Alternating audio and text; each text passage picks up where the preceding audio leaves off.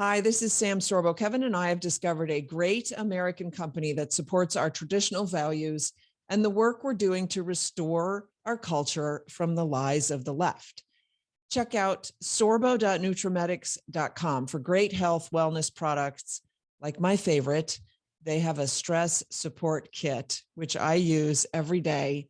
And I have to say, it really does help. So check it out at sorbo.nutramedix with an X, nutramedix.com. And don't forget to use the code Sorbo at checkout. Thanks for listening.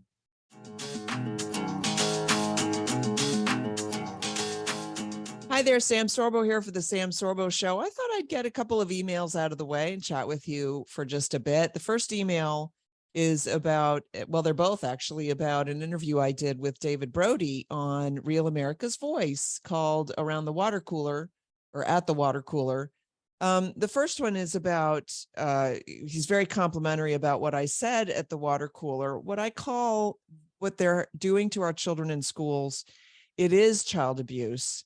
And so this individual wrote, children, minors who are sterilized meet the criteria of genocide. Now, I don't know if that's true. Somebody, if you want to go look that up, you can let me know if that's actually true. I don't know if it meets that criteria, but it certainly meets some criteria. They wrote this: as I listened to stories from people realizing later in life they regret a sex change that now prevents them from conceiving children due to being sterilized, I feel angry that they don't seem to have any path to hold those accountable for what was done to them.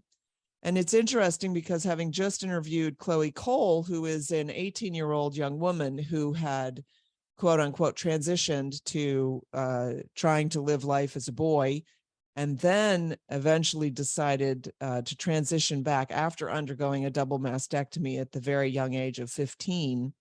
Part of the interview that I did with her focused on who can you hold accountable?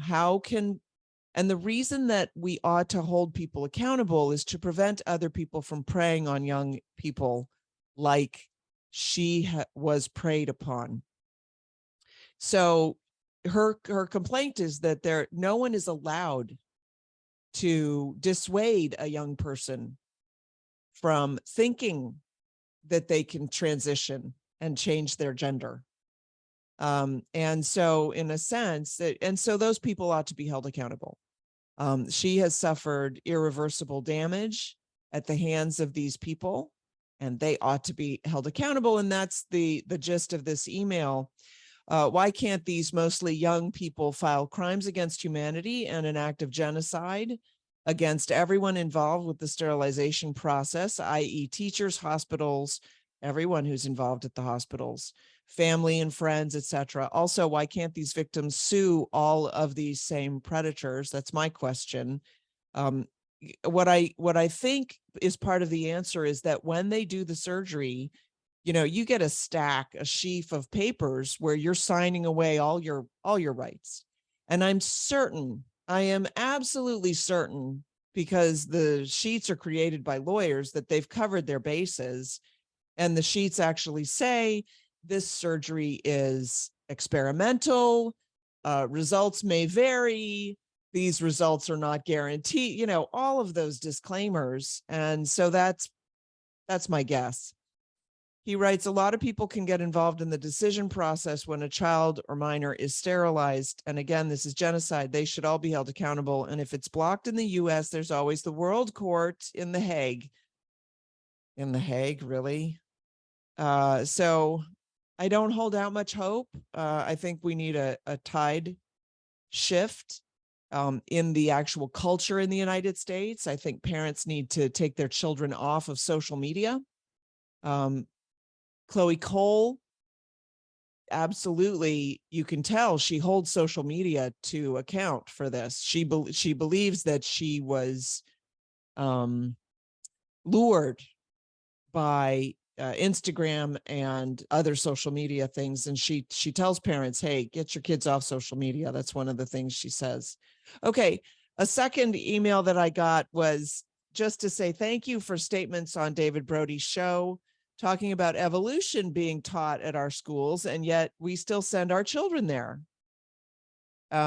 I know David Brody from 700 Club CBN. And so it's funny. I just immediately, I got into that groove. I was talking about the religiosity that's taught in our schools. Not that I wouldn't naturally, but I wouldn't naturally go in that vein on Real America's Voice, but I did. Apparently, people in the audience appreciated that.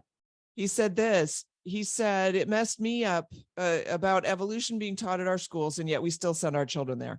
It messed me up for quite a while as a young man until I accepted the fact that the school was wrong and that God created this beautiful world. Now, wait for it. He finishes with, I'm 73. It goes way back. Well, yeah, folks, so I'll tell you a quick little story. I was talking with a young Christian woman who was attending a Christian college, a small Christian college. And she told me that she had a professor who she really liked, and they would have lunch every so often. And she slowly realized the professor must be atheist. So one day at lunch, she said to the professor, it seems to me you're an atheist. Are you an atheist? And the professor said, oh, yes, absolutely. And she said, well, why are you teaching at a Christian college then? And the professor said, and I quote, this is my mission field. You see, we think that they're not religious. They're not religious. They're anti-Christian. There's a big difference. And we ought to wake up, folks, and understand when you send your children to the anti-Christians, you're sending them to the slaughter, because anti-Christians tends to very easily lead into anti-child. And that's all I'll say about that. Thanks for watching the Sam Sorbo Show.